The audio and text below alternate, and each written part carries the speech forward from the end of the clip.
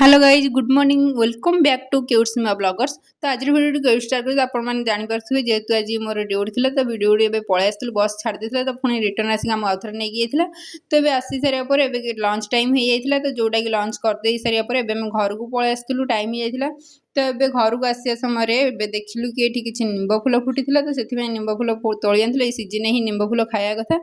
तो जेहेतु पिता टे मसक थर वर्ष को थर न खाइले केमती हम जे तो से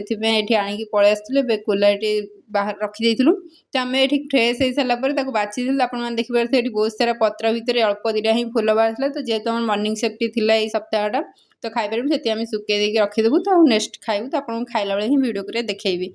तो आपने देखिए जेहेतु आमर ये खोर्धार चलता 10 दोल तो से आम आसलु भारी ये देखापी तो ये देखिए बहुत 15टी दोल ठाकुर थे तो ये भी रंगर भी समस्ते लगुले जोटा कि मुझे लगे पार नी मिस कर दी जेहतु आम मूर्ति खाई जो ठाकुर पाखक जापार नी तो आपने देखिए ये बहुत सारा दुकान बजार पड़ता तो बहुत सारा दुकान बजार देखा भितर ये मैम का सहित भेट होता